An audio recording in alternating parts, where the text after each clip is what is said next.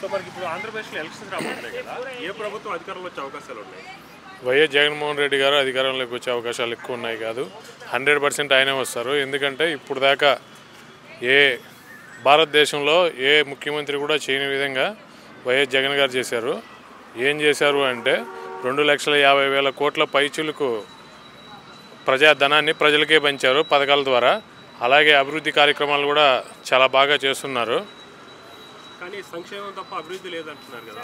అభివృద్ధి వైజాగ్లో ఇన్ఫోసిస్ వచ్చాయి, పెప్పర్ సాల్ట్ ట్రక్స్ వచ్చాయి. ఇలా ఒక్కొక్క కంపెనీ వస్తూనే ఉంటాయి. ఇలాగా చంద్రబాబు నాయుడు గారేమో హైటెక్ సిటీ కట్టానంటారు. 9 ఏళ్లలో హైటెక్ సిటీ కట్టి 100% బాగా చేసిన చంద్రబాబు నాయుడు గారు 5 సంవత్సరాల్లో సగం కూడా చేయలేకపోయాడు. ఎందుకు ఆంధ్రప్రదేశ్లో 10 కంపెనీలు కూడా తేలేకపోయాడు కదా. పరిస్థితులు బాగుంటే ఎక్కడికైనా కంపెనీలు వస్తాయి. కానీ ఇప్పుడు కర్ణాటక, బెంగళూరు, చెన్నై, ముంబై ఇలాంటి రాష్ట్రాలలో ఎవరు తెచ్చారు? ఐటీ తెచ్చింది ఎవరో కూడా తెలియదు. పరిపాలన జరుగుతూ ఉంటే ఐటీ అనేది ఆటోమేటిక్గా అభివృద్ధి చెందుద్ది ఆ జియోగ్రఫికల్ పరిస్థితులను బట్టి. సో అలాగే ఇప్పుడు జగన్ గారు ఒకవైపు ఉన్నారు, రిమైనింగ్ పార్టీస్ అన్ని ఒకవైపు అయినాయి కదా. సో తట్టుకొని నిలబడగలరంటారా?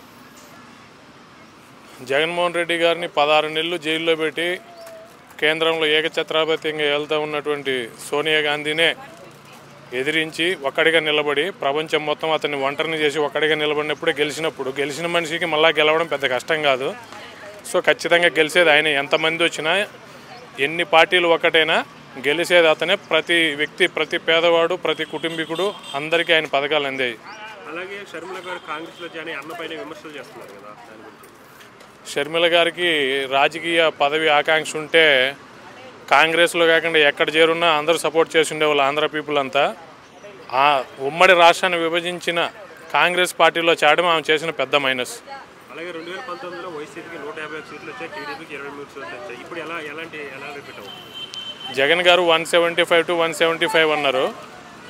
స్కూల్లో చదివే పిల్లోడికి 100 మార్కులు వస్తే 100 మార్కులకి ఎగ్జామ్ జరిగితే 90 మార్కులు వచ్చిన పిల్లోడు 91 రావాలి, 95 రావాలి, 100కు 100 రావాలనుకుంటాడు. కానీ 100కు 90 వచ్చిన తర్వాత నాకు 60 రావాలి, 70 రావాలని ఎవరు అనుకోరు. జస్ట్ అది ప్రజల్లో మోటివ్ చేయడానికి మాత్రమే 175 to 175 అలాగ వెళ్తేనే అతను టార్గెట్ రీచ్ అవుతారు. 175 రాకపోయినా ఒక మంచి మెజారిటీ రావాలని చెప్పి ఆ స్లోగన్ని జగన్ గారు తీసుకొని వచ్చారని నా అభిప్రాయం. సో ఈసారి కూడా జగనే మళ్ళీ సీఎం అవుతారు? 100 to 100% జగన్ గారే సీఎం అవుతారు. ఎన్ని పార్టీలు కలిసినా ఏం చేసినా ప్రజలందరూ ఆయన వైపే ఉన్నారు. ఆయన చేసిన సంక్షేమ పథకాలు, ప్రారంభించిన అభివృద్ధి ఆయన నడిపిస్తుంది. ఇప్పుడే కాదు, ఇంకో 2 టర్మ్స్ కూడా ఆయనే ఉంటారు.